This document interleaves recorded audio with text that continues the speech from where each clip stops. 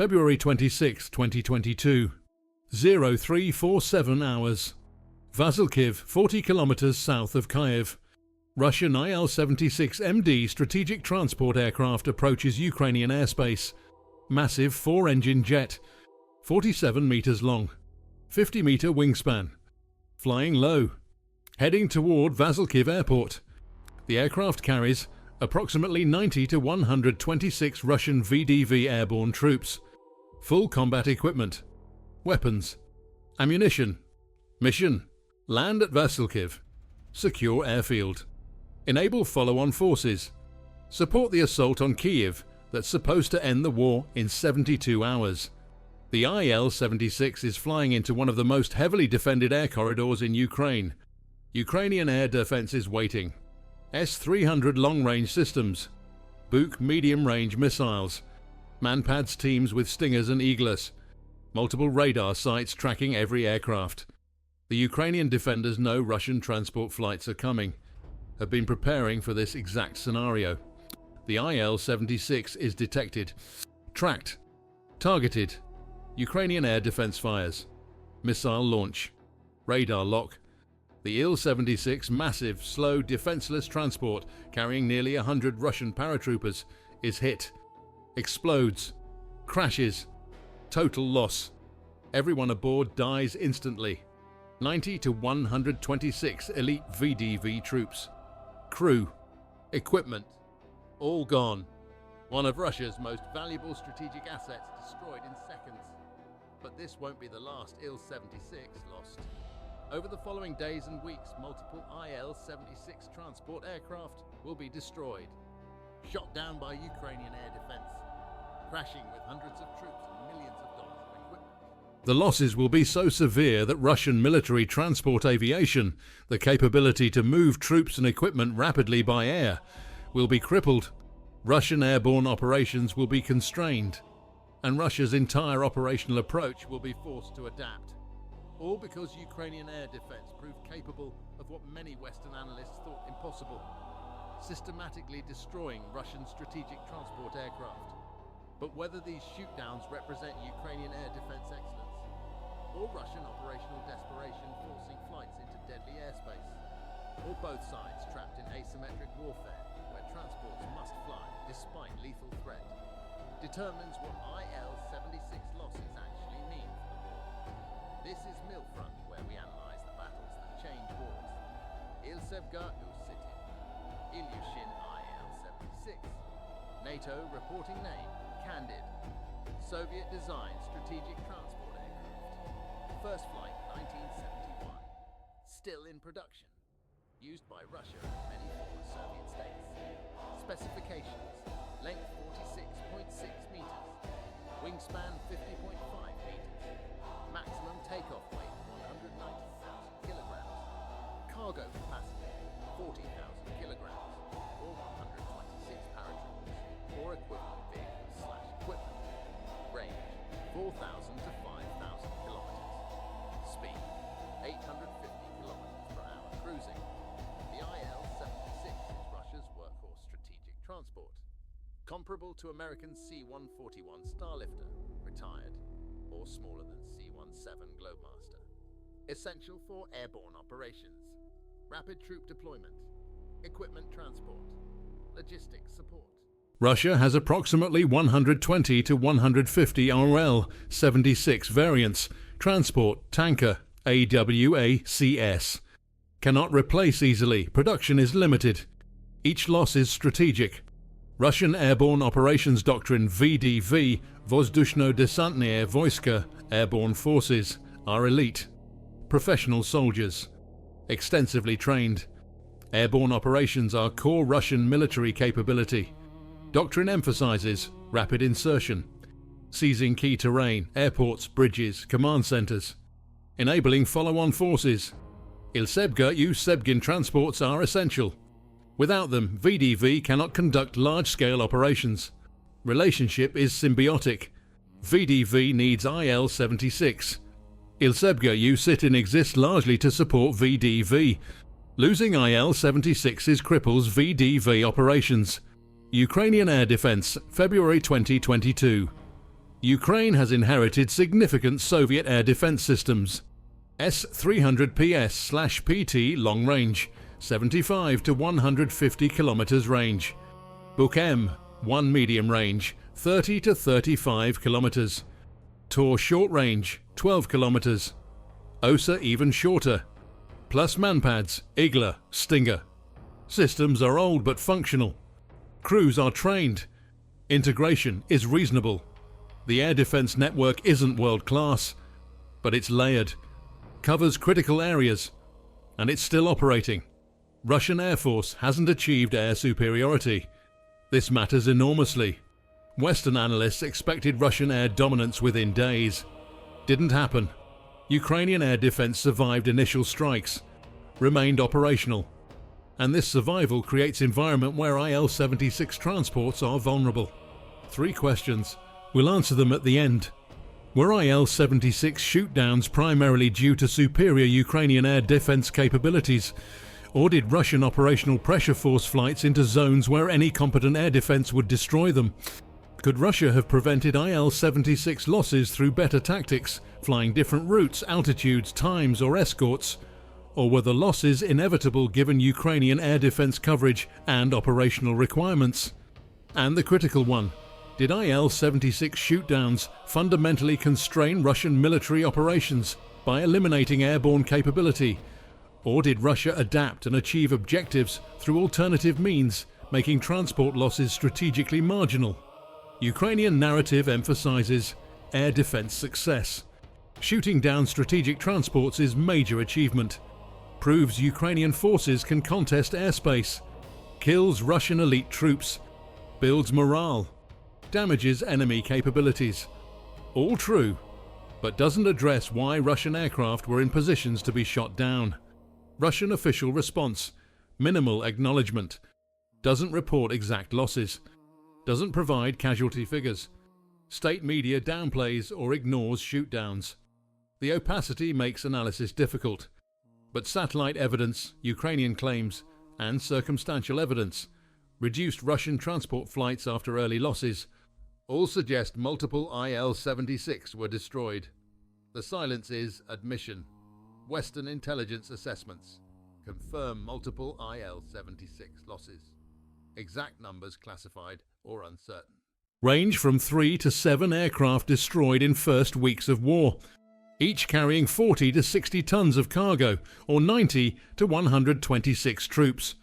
Cumulative loss is 300 to 800 plus troops if all aircraft were fully loaded with paratroopers, plus crew 10 to 15 per aircraft, plus irreplaceable aircraft. The strategic cost is enormous. Stay with me. What happens in those first days of war when Il-76s start falling? Reveals this isn't just air defense success. It's operational desperation meeting lethal response. And the pattern matters more than individual incidents. February 24th to 28th, 2022. The critical window. Russian invasion begins February 24th. Initial plan includes airborne assaults on key airports, Hostomel near Kyiv, Vasilkiv south of Kyiv, others. Rapid capture of airfields. Fly in heavy forces via Il-76. Establish lodgements. Advance on Kyiv. Decapitate Ukrainian government. End war quickly. This plan requires air superiority to protect transports. Secured airfields so transports can land. Suppressed air defense so transports aren't shot down. Russia achieves none of these completely. Russian Air Force conducts initial strikes but doesn't destroy Ukrainian air defense comprehensively. Ukrainian S-300 and Buk systems survive. Remain mobile. Evade destruction. Continue operating. Russian aircraft face persistent threat. This creates problem. Il-76 transports must fly to support airborne operations. But air defense isn't suppressed. Transports are vulnerable. Russian command faces choice. Cancel airborne operations, admit air superiority wasn't achieved, or proceed despite risk, accept potential transport losses. They choose to proceed. February 26th, 0347 hours. First confirmed Il-76 shootdown near Vasilkiv. Ukrainian air defense, likely S-300 or Buk based on range and altitude, destroys aircraft. Russian reports initially claimed technical malfunction. Ukrainian sources provide evidence of shootdown. Satellite imagery later confirms wreckage. 90 to 126 VDV troops dead. First major loss. Russia continues operations. February 26th, later same day. Reports of second Il-76 shot down. Location unclear, possibly near Bila Tserkva or another location south of Kiev. Confirmation is difficult. Fog of war, conflicting reports. But multiple sources claim second loss same day. If true, 180 to 250 plus Russian paratroopers killed in single day. Plus 2 strategic transports destroyed. Catastrophic losses. February 27th, 28th. Additional Il-76 shootdowns reported. Exact numbers disputed. Ukrainian sources claim 4 to 5 total. Il-76 is destroyed in first week. Russian sources deny. Western intelligence suggests 3 to 5 confirmed losses by early March. Truth probably 3 to 7 Il-76s destroyed February 24th to March 15th, each carrying troops, equipment, or supplies. Cumulative loss is devastating. Why do losses occur? Multiple factors. Factor 1. Inadequate SEAD. Suppression of enemy air defense. SEAD is supposed to precede transport flights. Russian SEAD was insufficient. Ukrainian air defense survived. Transports flew into defended airspace. Predictable result. Factor 2. Predictable routes. Il-76. S must fly to specific destinations, airfields. Routes are constrained by geography. Ukrainian air defense can predict where transports will be. Position systems accordingly. Ambush is easier when enemy flight path is known. Factor 3. Low altitude approach. Transports must descend to land. Low altitude makes them vulnerable to medium-range SAMs and MANPADs. The approach phase is most vulnerable. Russian transports were engaged during approaches. Factor 4. Lack of escorts. Fighter escorts can suppress air defense or defend transports. Russian fighters were not consistently escorting Il-76s, either due to fuel constraints, insufficient fighters, or coordination failures. Unescorted transports are easier targets. Factor 5. Operational pressure. Russian command needed airborne operations to succeed. Couldn't wait for perfect conditions. Flew transports despite risks. Accepted losses as price of maintaining operational tempo. This calculation proved costly. Factor 6. Ukrainian competence. Ukrainian air defense operators were skilled. Systems were functional. Intelligence was adequate to track Russian aircraft. Execution was effective. This isn't just Russian failure. Ukrainian forces performed well. Result: multiple Il-76s destroyed. Russian airborne operations severely disrupted. Hostomel airport assault partially succeeded, but couldn't be reinforced adequately. Transports weren't landing because they were being shot down, or risks were too high. Russian operational plan failed partly because transport aviation couldn't safely deliver forces where needed. This is Millfront. Real tactics. Real consequences. Strategic impact of Il-76 losses. Impact 1. Constrained airborne operations. Russia had planned extensive use of VDV. Airborne assaults on multiple locations. Rapid reinforcement. After Il-76 losses, these operations were curtailed. Risk was too high. Russian forces shifted to ground-based operations. Slower, less flexible, more predictable. The operational approach changed fundamentally. Impact 2. Troop losses. If 3 to 5 Il-76 were destroyed carrying troops, that's 270 to 630 elite paratroopers killed, plus crew. VDV is professional force. Cannot replace quickly. These losses degraded Russian special operations capability for entire war. Elite troops who died in transport crashes weren't available for later operations. Impact 3. Equipment losses. Il-76S carrying equipment, vehicles, weapons, ammunition, supplies, that crashed represents millions of dollars lost. An operational capacity lost. Material that wasn't delivered couldn't support operations. Logistics failures cascaded from transport losses. Impact 4. Morale impact. Russian forces witnessed their strategic transports being destroyed. Ukrainian forces proved they could contest Russian air power. Morale effect was significant both directions. Russian confidence in air operations decreased. Ukrainian confidence increased. Impact 5. Operational adaptation. Russia adapted. Reduced reliance on airborne operations. Used ground forces more. Accepted slower operational tempo. This adaptation was rational given circumstances, but represented failure of original plan and constrained Russian operational flexibility throughout war. Impact 6. Air superiority.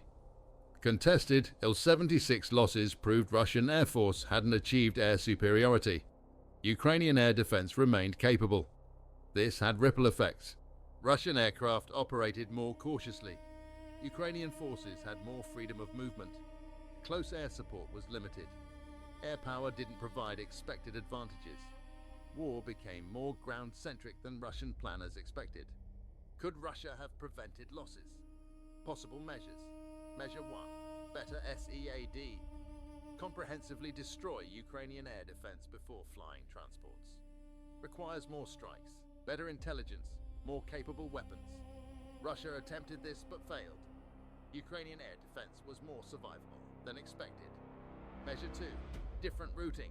Fly transports via routes avoiding Ukrainian air defense coverage. Difficult given geography. Most routes to Kiev area pass through defended zones.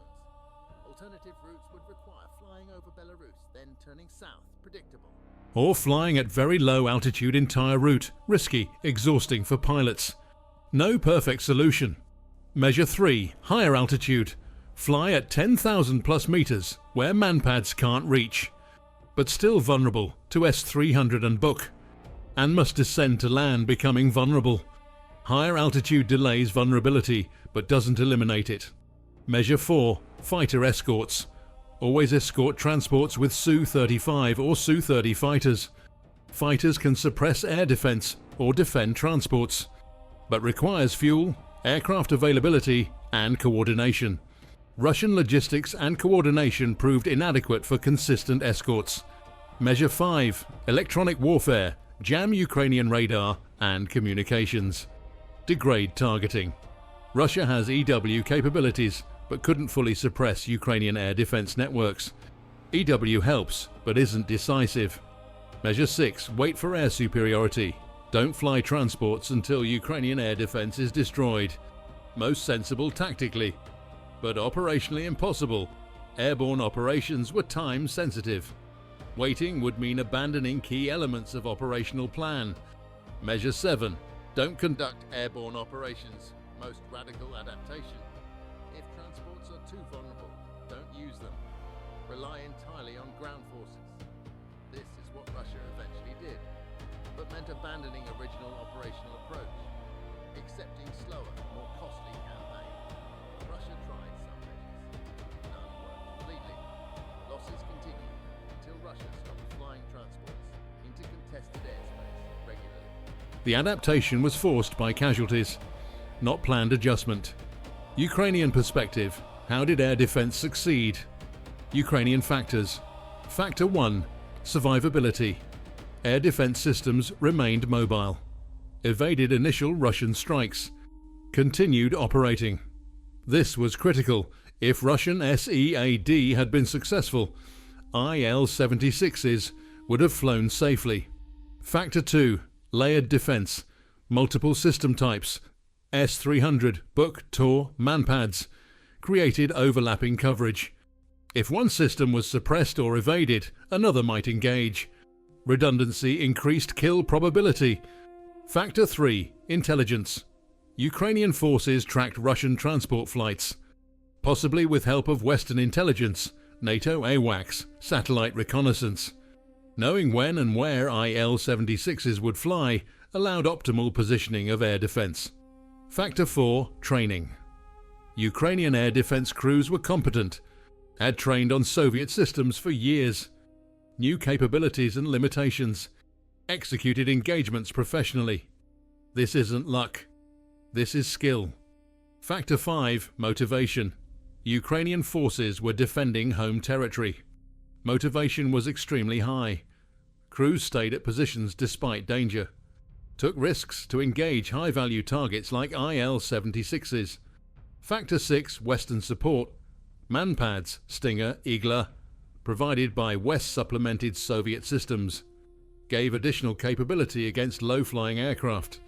While S-300/Buk likely killed Il-76s, Manpads created additional threat layer. Ukrainian forces performed well, but also benefited from Russian failures. Both factors were necessary. Ukrainian air defense excellence plus Russian operational vulnerability equals Il-76 shootdowns. Let's answer the three questions now. Were Il-76 shootdowns primarily due to Ukrainian air defense excellence or Russian operational desperation? Both roughly equally weighted. 50% Ukrainian capability, 50% Russian vulnerability. Ukrainian contribution. Air defense survived initial strikes, resilience. Systems were operated competently, skill. Intelligence was adequate, situational awareness. Execution was effective, multiple successful engagements. Without these factors, even vulnerable Russian transports might have survived.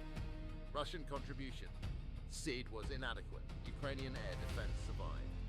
Transports flew predictable routes into defended areas. Tactical vulnerability. Escorts were insufficient, protection failure. Operational pressure forced flights, despite risks, desperation. Without these factors, Ukrainian air defense wouldn't have had opportunities to engage. Neither alone sufficient. Both necessary. Ukrainian forces created capability. Russian forces created opportunity. Combination was lethal. Could Russia have prevented Il-76 losses through better tactics? Partially, but not completely. Some losses were probably preventable with better tactics, higher altitude, better escorts, different timing. But core problem was strategic.